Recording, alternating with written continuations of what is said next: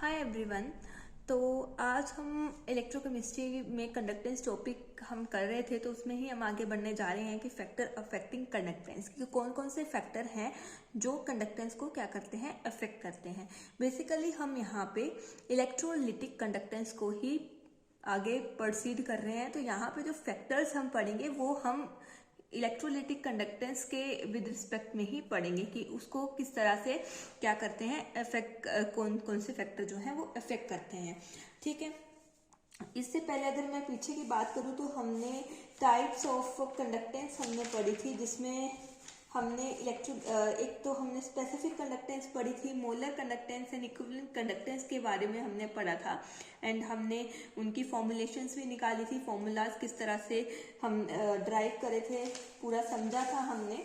And आज हम आगे चलते हैं फैक्टर्स के ऊपर। ठीक है, तो अगर हम बेसिक फैक्टर्स की बात करें, ठीक है, बेसिक फैक्टर्स जो बिल्कुल बेसिक, मतलब उसमें आ जाता है नंबर ऑफ आयंस।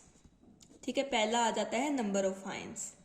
ठीक है, मतलब जितने ज्यादा आयंस होंगे उतनी ज्यादा आपकी करंट को कैरी करेंगे वो। ठीक है, मतलब जितने ज्यादा आयंस उतनी ज्यादा, सॉरी हिंदी का हो चुका है हमारा बहुत खराब हालत। ठीक है, फिर भी उतनी ज्यादा आपकी कंडक्टेंस, मतलब as the number of ions increases then conductance also increases. अगर हम इसको सिंपल वर्ड्स में लिखना चाहें, मैं हिंदी में तो लिखती हूँ क्योंकि हिंदी में समझना, क्योंकि हमारी जनरल जो लैंग्वेज है डे टू डे लाइफ की वो हिंदी है। ठीक है, तो हिंदी में बातों को समझना जो है वो बहुत आसान हो जाता है। इसलिए अगर किसी को कोई दिक्कत है देन मैं आप बता सकते हैं। ठीक है, तब मैं नहीं भी लिख सकती हूँ। देन नंबर ऑफ आयंस हम इस तरह से लिख सकते हैं, ions directly proportional to conductance. कौन सी? इलेक्ट्रोलिटिक कंडक्टेंस, कि जितना ज्यादा जो है नंबर ऑफ आयंस होंगे उतनी ज्यादा आपकी कंडक्टेंस होगी। ये हमारा डायरेक्ट रिलेशन हो गया। ठीक है, एक ये हो गया, एक फैक्टर बेसिक फैक्टर हो गया हमारा नंबर ऑफ आयंस। अगर मैं इसको हाईलाइट कर दूं तो फर्स्ट फैक्टर हमारा बेसिक फैक्टर जो है वो है नंबर ऑफ आयंस। ठीक है, मतलब अगर हम एग्जाम्पल की बात करें किस तरह से नंबर ऑफ आयंस, एग्जाम्पल ले लें। ठीक है, तो जैसे एक तरफ हमने NaCl लिया और एक तरफ हमने Mg2SO4 ले लिया। ठीक, यहाँ पे कितने आयंस बनेंगे? यहाँ पे एक Na पॉजिटिव एक Cl नेगेटिव, 2 आयंस बन रहे हैं। ठीक है, और यहाँ पे क्या होगा? यहाँ पे हमारे कितने आयंस बनेंगे? 2 Mg पॉजिटिव के बन जाएंगे और एक SO4 2 नेगेटिव के बन जाएंगे। ठीक है, तो मतलब यहाँ पे 3 आयंस बन रहे हैं। तो कंडक्टेंस अगर देखा जाए तो इन दोनों में इस तरह से कंपेयर की जाए तो इसकी ज्यादा है on the basis of this factor, number of ions के फैक्टर्स के, क्योंकि इसके आयंस क्या है? इसके आयंस है ज्यादा। अब नेक्स्ट जो फैक्टर आपका आ जाता है basic factor, that is mobility of ion. ठीक है, मतलब ये हो गया नेक्स्ट जो बेसिक फैक्टर था मोबिलिटी। ठीक है, आपके नंबर ऑफ आयंस ज्यादा हैं, ठीक है, लेकिन क्या उनकी गति कैसी है, मतलब उनकी स्पीड कैसी है? ठीक है, हम बेसिकली इसको जनरली वी रिलेट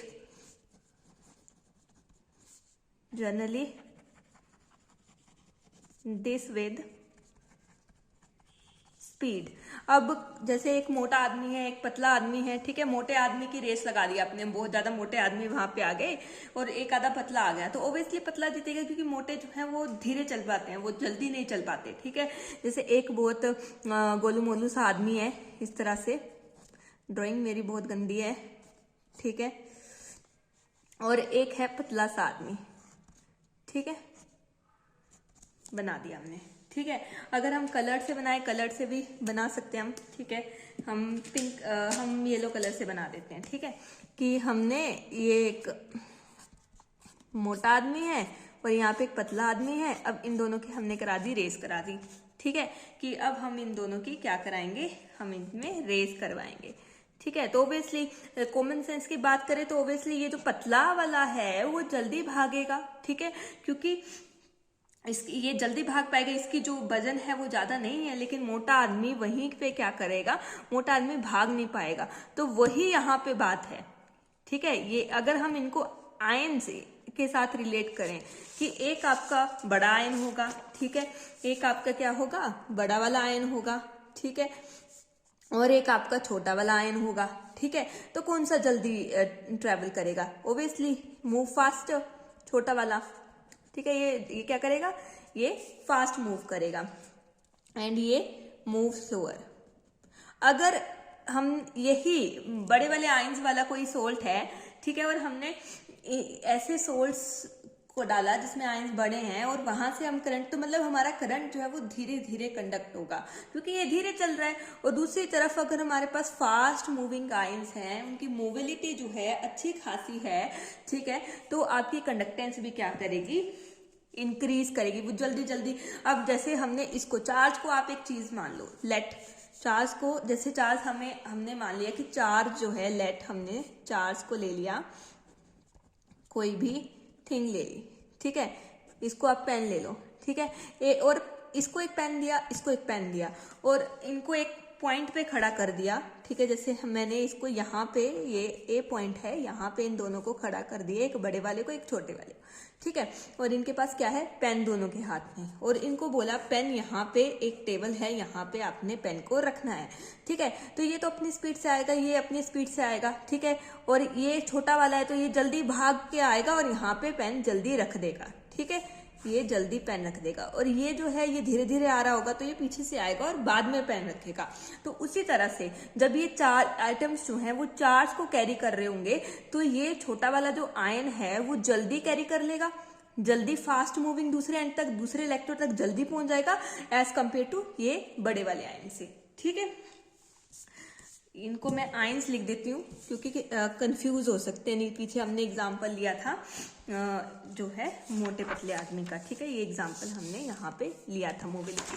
तो अब अगर हम मोबिलिटी के बारे में अगर हम बोलना चाहें कि यहाँ पे इसका रिलेशन अगर समझना जाए कि mobility of ions is also directly proportional to electrolytic conductance.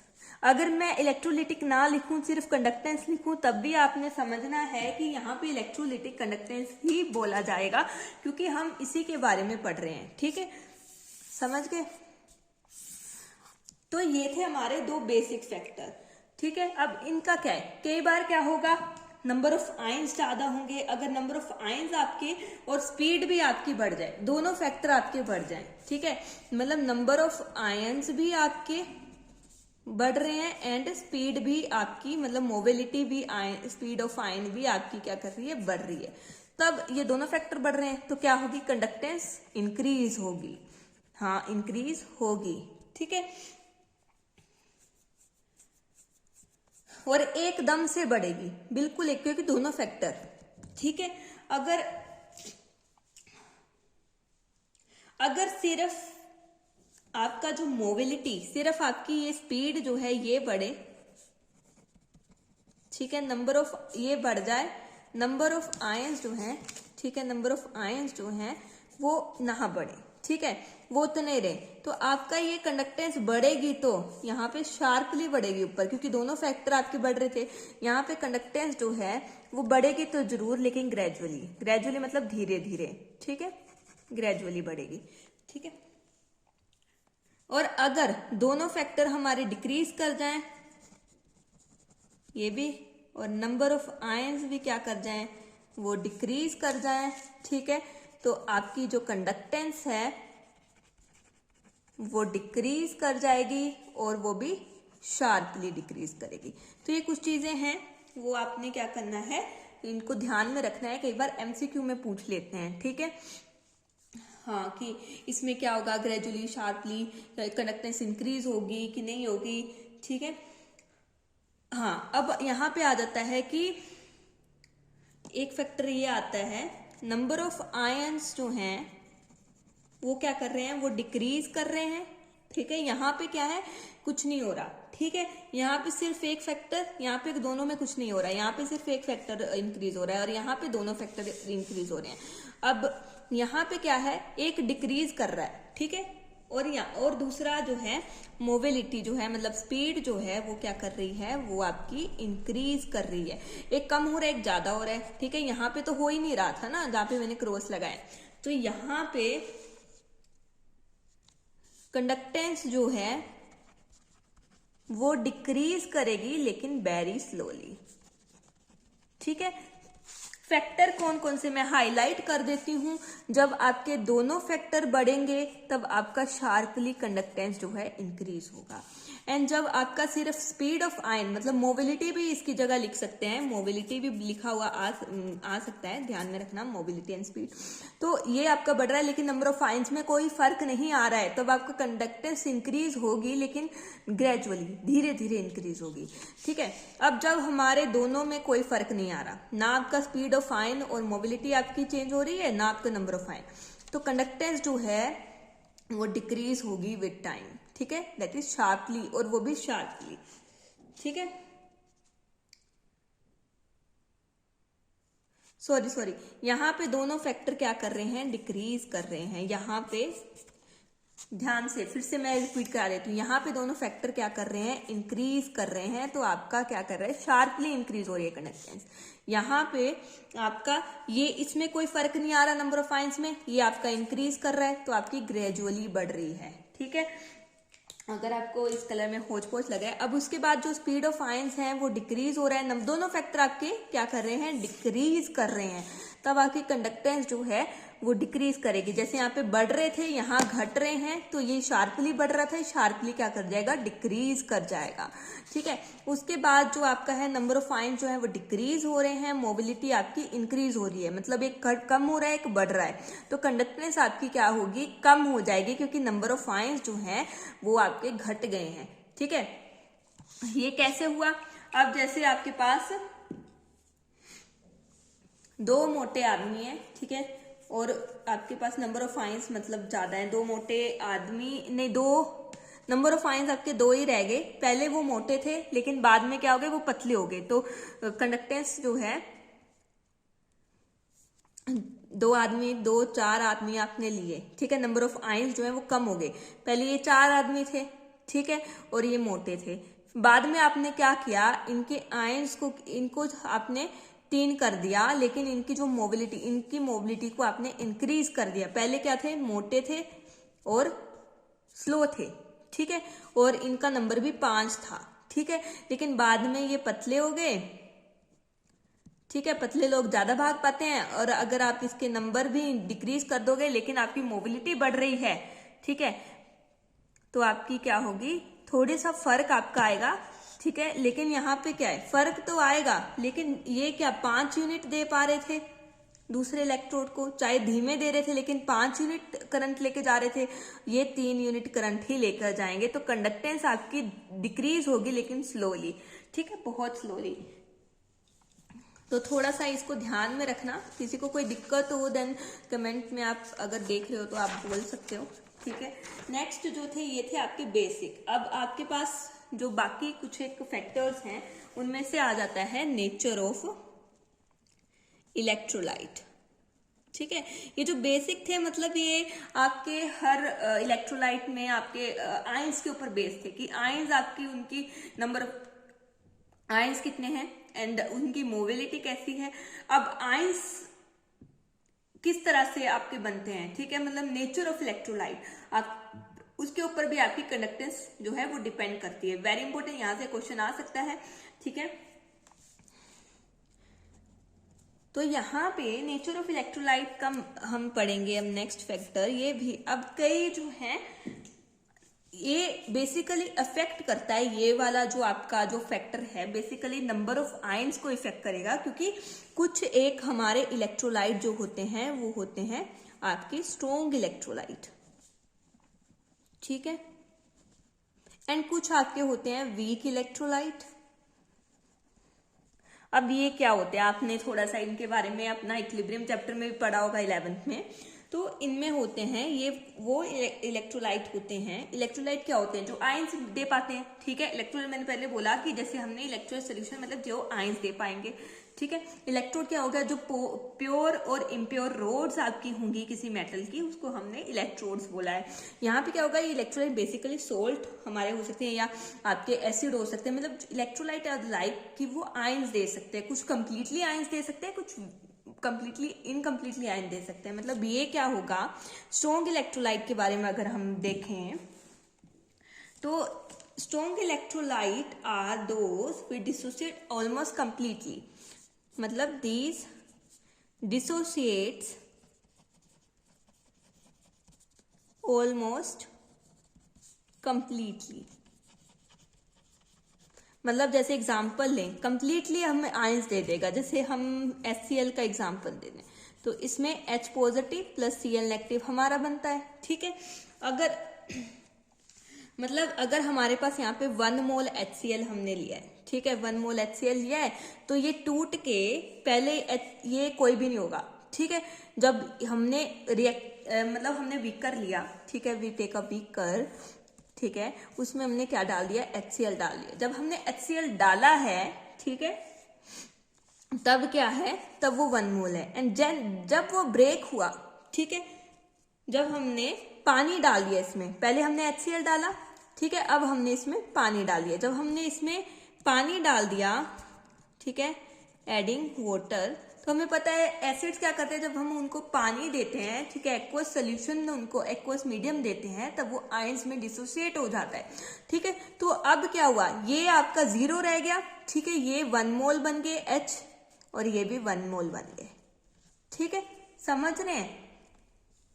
तो ये आपके पूरे जितना ये HCl था उतने आयंस बन चुके हैं, क्योंकि 1 मोल HCl से ही आपके H पॉजिटिव आए, उतने ही Cl नेगेटिव, तो ये टूट टूट के इस तरह से हमारे आयंस बन चुके हैं। तो कंप्लीटली आयंस बन चुके हैं। तो ये क्या है? स्ट्रॉन्ग इलेक्ट्रोलाइट का एग्जाम्पल है। अब नाउ नेक्स्ट अगर हम वीक इलेक्ट्रोलाइट की बात करें, वीक इलेक्ट्रोलाइट में क्या होगा? Those electrolytes which dissociates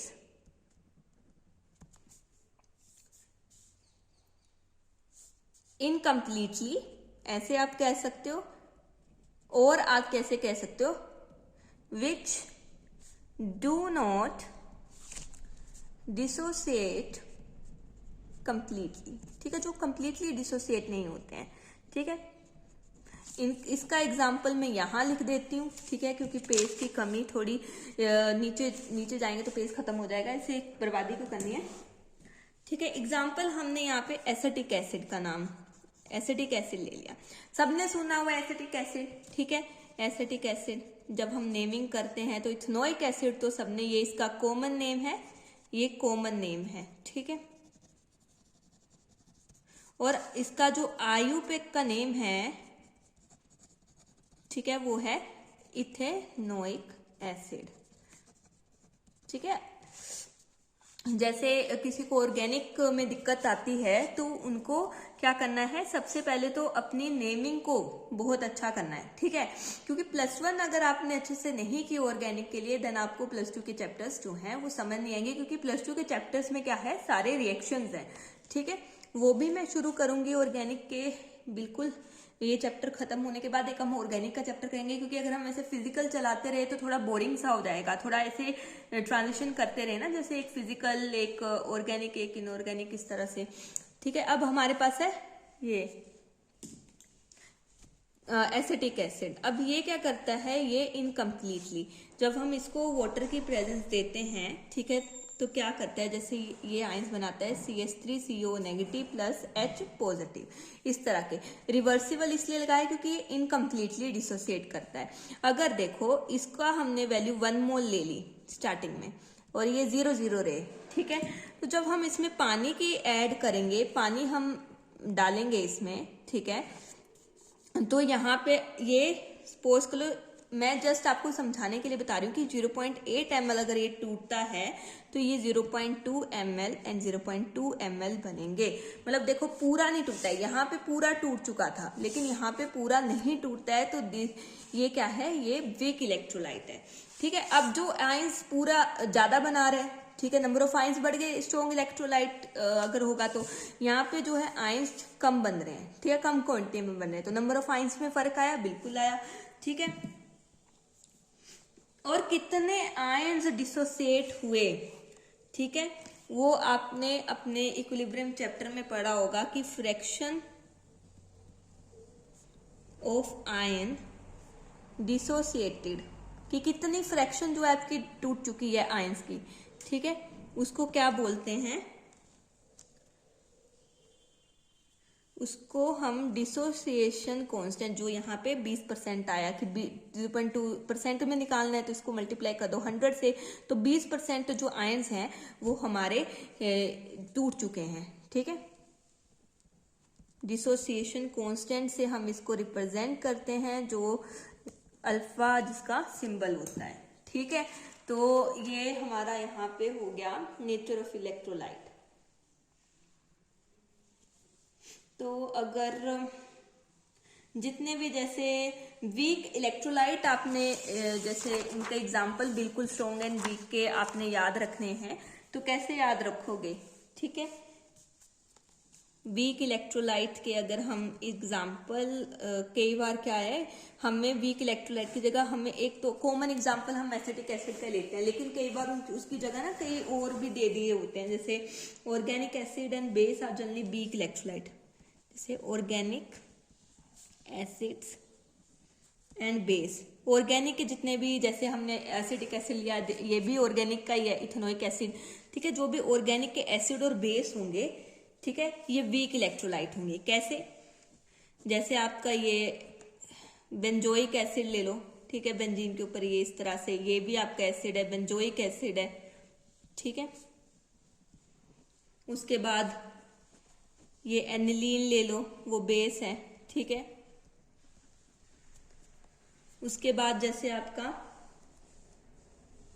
strong कोई बेस है उसके हाइड्रोक्साइड, जैसे NaOH है उसका, जैसे हमारे पास NH4OH आ गया।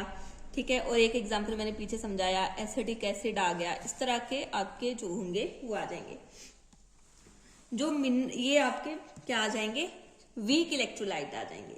स्ट्रॉन्ग इलेक्ट्रोलाइट क्या होंगे, मिनरल एसिड्स, जो आपके मिनरल एसिड्स होते हैं। मिनरल एसिड्स मतलब जैसे HCl, H2SO4, ठीक है, उसमें कोई ऑर्गेनिक का नहीं आता है पार्ट। ठीक है, तो ये क्या होंगे, स्ट्रॉन्ग इलेक्ट्रोलाइट्स होंगे, जैसे HCl, H2SO4, ठीक है, etcetera.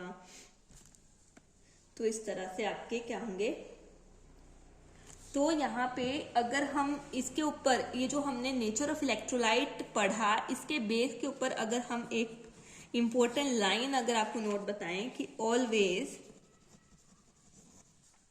Strong electrolyte are more conducting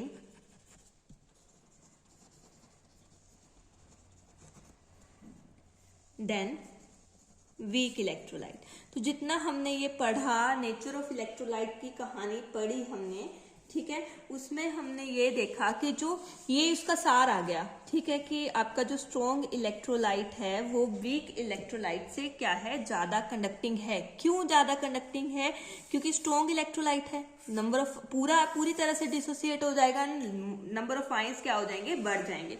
तो आपका जो है स्ट्रॉन्ग इलेक्ट्रोलाइट क्या है, ज्यादा कंडक्टिंग है देन वीक इलेक्ट्रोलाइट। इसको आपने एक नोट की तरह अपने दिमाग में रख लेना है। ठीक है, कि ये जो कहानी है इससे हमें ये मिला, ठीक है, ये हमें लाइन मिली। समझने के लिए समझा रही हूं ऐसे आपने। अब नेक्स्ट है इफेक्ट ऑफ टेम्परेचर। ठीक है, सेकंड आ जाता है आपका effect of temperature. Second factor effect of temperature. अब आप टेम्परेचर बढ़ाओगे, ठीक है, अगर क्या होगा, यहाँ पे हम वैसे ही 2 ले लेते हैं, स्ट्रॉन्ग इलेक्ट्रोलाइट ले लेते हैं एक तरफ, और दूसरी तरफ हम ले लेते हैं वीक इलेक्ट्रोलाइट। ठीक है, अब इसका एग्जाम्पल हो गया HCl ले लो, ये H positive plus Cl negative में कन्वर्ट हो जाता है, और यहाँ पे एसिटिक एसिड ही ले लो। ठीक है, कॉमन एग्जाम्पल, तो ये इस तरह से CH3COO negative plus H positive में टूट जाता है। अगर इसके 10 मोल हैं, ठीक है, तो ये क्या करेगा, पहले 0 0 होंगे, और ये जब हमने इसमें पानी की ऐड किया तो ये 0 हो गए, और यहाँ पे 10 मोल इसके 10 मोल इसके बन गए। लेकिन यहाँ पे अगर इसके 10 मोल हैं और इसके 0 हैं, और जब हमने पानी ऐड किया तो इसके 8 मोल नहीं टूटे, और दो मोल ही इनके बनते हैं। ठीक है, तो ये हमने अभी जस्ट जब हमने स्ट्रॉन्ग और वीक इलेक्ट्रोलाइट के बारे में पढ़ा तब हमने इसको किया। अब इसके ऊपर अगर हम टेम्परेचर यहाँ पे स्ट्रॉन्ग इलेक्ट्रोलाइट डाला है, एंड इनमें हम जो है टेम्परेचर इंक्रीज करते हैं, ऑन इंक्रीज टेम्परेचर यहाँ पे क्या होगा, जो मोबिलिटी है, स्पीड जो है, मोबिलिटी ऑफ आयन क्या कर जाएगी, वो इंक्रीज कर जाएगी। देखो, जब हम स्ट्रॉन्ग इलेक्ट्रोलाइट अच्छे से आयंस बना देगा, अब हम उसको क्या कर रहे हैं, हम उसको हीट दे रहे हैं, तो उसके जो पार्टिकल्स हैं, आयंस हैं, वो आपस में काइनेटिक एनर्जी उनकी बढ़ जाएगी और आपस में कोलाइड करना शुरू करेंगे, एंड देन उनकी स्पीड एक तरह से बढ़ जाएगी, क्योंकि आप उनको एनर्जी दे रहे हैं in the form of heat, in the form of temperature. तो आपकी जो मोबिलिटी है, स्पीड जो है वो इंक्रीज होगी, और स्पीड इंक्रीज होगी तो कंडक्टिविटी कंडक्टेंस इंक्रीज होगी। ठीक है,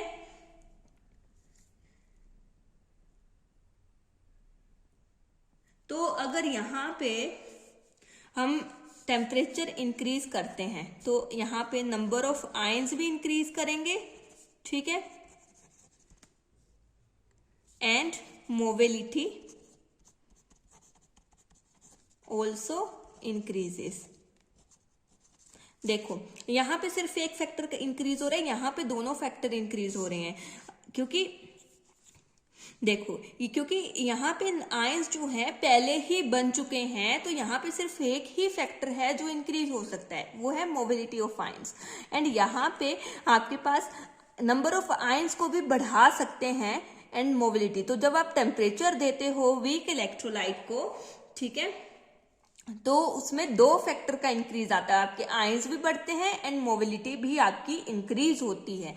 ठीक है, जब आप उसको एनर्जी देते जाते हो वीक इलेक्ट्रोलाइट को। तो देखो, अब ये जो हमने टेम्परेचर का खेला पढ़ा है, तो यहां से हमें ये पता चला है कि जो वीक इलेक्ट्रोलाइट में इंक्रीज जो है कंडक्टेंस का वो ज्यादा है। ठीक है, कंडक्टेंस का इंक्रीज अब यहाँ पे चाहे दो फैक्टर इंक्रीज हो रहे हैं, यहाँ पे दो फैक्टर इंक्रीज हो रहे हैं, फिर भी इनकी कंडक्टेंस जो है वो इनसे कम होगी। ठीक है, ध्यान में रखना, conductance of weak electrolyte is less than strong electrolyte even on increasing temperature. ठीक है, बट जो इंक्रीज है पहले, अगर जैसे मतलब लेकिन की बात करें, लेकिन समझो, ये तो आपने ध्यान में ही रखना है नोट की तरह कि कंडक्टेंस वीक इलेक्ट्रोलाइट की कम ही होगी, लेकिन अगर जो मैं समझा रही हूं उसको समझो। ठीक है, कि पहले स्ट्रॉन्ग इलेक्ट्रोलाइट पहले 80 पे था। ठीक है, 80% उसकी कंडक्टेंस हो रही थी जब आपने उसको टेम्परेचर दिया। ठीक है, ये स्ट्रॉन्ग इलेक्ट्रोलाइट का केस बता रहे, तब वो 100 तक पहुंच गई। ठीक है, 100% तक पहुंच गई, मतलब यहां से यहां तक आपका 20% का इंक्रीज आया। ठीक है, 20% बढ़ा। लेकिन अब देखो, जो वीक इलेक्ट्रोलाइट है, ठीक है, वो आपका देखो कहाँ था, वो आपका 40 पे था, 40% पे था, और जब आपने टेम्परेचर दिया तब वो 90% तक आ गया। ठीक है, तो यहाँ पे कितना इंक्रीज हो गया, 50% का इंक्रीज हो गया। ठीक है, तो अब इंक्रीज किस में हुआ, ज्यादा इंक्रीज, यहां से देख के हमें ये पता चलता है कि in case of weak electrolyte increase of conductance is more। फिर भी ये 100% तक बढ़ चुका है, ये 90 तक, फिर भी हमारा जो स्ट्रॉन्ग इलेक्ट्रोलाइट का जो कंडक्टेंस है वो ज्यादा ही आएगी। ठीक है, तो आज हम यही पढ़ते हैं। अगर हम ज्यादा फैक्टर पढ़ लेंगे तो क्या होता है, कई बार हमारे दिमाग से एक आधी चीज स्किप हो जाती है, क्योंकि ये सारे फैक्टर बहुत इंपॉर्टेंट है, बोर्ड में भी पूछे जाते हैं एंड आपको नीट एग्जाम्स में तो पूछे ही जाते हैं, ऑब्वियसली पूछे जाते हैं। ठीक है, तो आपने ये ध्यान में रखना है। एक बार मैं आपको बता देती हूँ कि आज हमने क्या किया है। आज हमने फैक्टर्स पढ़े हैं। पहले हमने 2 बेसिक फैक्टर पढ़े कि नंबर ऑफ आयंस, जितने ज्यादा नंबर ऑफ आयंस होंगे उतने ज्यादा कंडक्टेंस होगी। एंड देन हमने मोबिलिटी की बात की कि जो जैसे हमने एग्जांपल लिया, मोटा आदमी है, गोलू मोलू सा आदमी है, ठीक है, तो वो क्या है, उसकी स्पीड कम होगी एंड जो पतला होगा वो जल्दी मूव करेगा। तो जितना जल्दी कोई मूव करेगा, जितना जल्दी आयन मूव करेगा, उतना जल्दी आपकी कंडक्टिविटी, उतनी ज्यादा उसकी कंडक्टेंस होगी। उसके बाद हमने ये फैक्टर्स पढ़े कि number of ions and speed of ions और मोबिलिटी आप लिख सकते हो, वो दोनों फैक्टर इंक्रीज करेंगे तो कंडक्टेंस आपकी शार्पली इंक्रीज करेगी। एंड स्पीड ऑफ आयंस ही, अगर यही फैक्टर आपका इंक्रीज हो रहा है, नंबर ऑफ आयंस का फैक्टर आप उस पर कोई फर्क नहीं आ रहा, तो कंडक्टेंस आपकी इंक्रीज तो करेगी लेकिन धीमे धीमे, ग्रेजुअली। ठीक है, अगर दोनों फैक्टर डिक्रीज कर रहे हैं तो कंडक्टेंस डिक्रीज शार्पली। ठीक है, एमसीक्यू पर्पज से एंड कॉम्पिटिटिव एग्जाम के पर्पज से ये जो फैक्टर्स हैं बहुत इंपॉर्टेंट है। नंबर ऑफ आयंस जो है अगर वो डिक्रीज करेंगे, मोबिलिटी आपकी इंक्रीज करेगी, तो कंडक्टेंस जो है वो डिक्रीज करेगी वेरी स्लोली।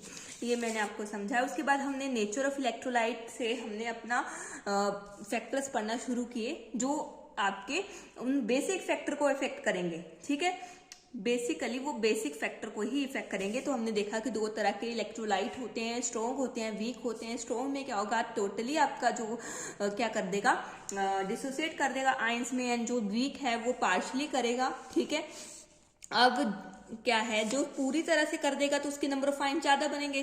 तो स्ट्रॉन्ग इलेक्ट्रोलाइट जो है वो आपके क्या है, always strong electrolyte are more conducting than weak electrolyte. ये आपके कुछ एक वीक इलेक्ट्रोलाइट के एग्जांपल हैं, स्ट्रॉन्ग इलेक्ट्रोलाइट के एग्जांपल आपके मिनरल एसिड्स आते हैं। देन हमने लास्ट में अब हमने क्या पढ़ा, इफेक्ट ऑफ टेम्परेचर। हमने स्ट्रॉन्ग इलेक्ट्रोलाइट, वीक इलेक्ट्रोलाइट पे अलग अलग हमने देखा कि स्ट्रॉन्ग इलेक्ट्रोलाइट में हमारा सिर्फ एक फैक्टर इंक्रीज होता है, that is mobility of ion. लेकिन वीक इलेक्ट्रोलाइट में क्योंकि वो आयंस भी कम बना रहा होता है, अगर हम उसको हीट एनर्जी देंगे तो वहां पे नंबर ऑफ आयंस तो इंक्रीज होंगे, साथ के साथ आपकी मोबिलिटी भी इंक्रीज होगी। उसके बाद हमने पढ़ा था यहाँ पे कि जो कंडक्टेंस है वो तो वीक इलेक्ट्रोलाइट की कम ही होगी, मतलब स्ट्रॉन्ग इलेक्ट्रोलाइट की कंडक्टेंस जो है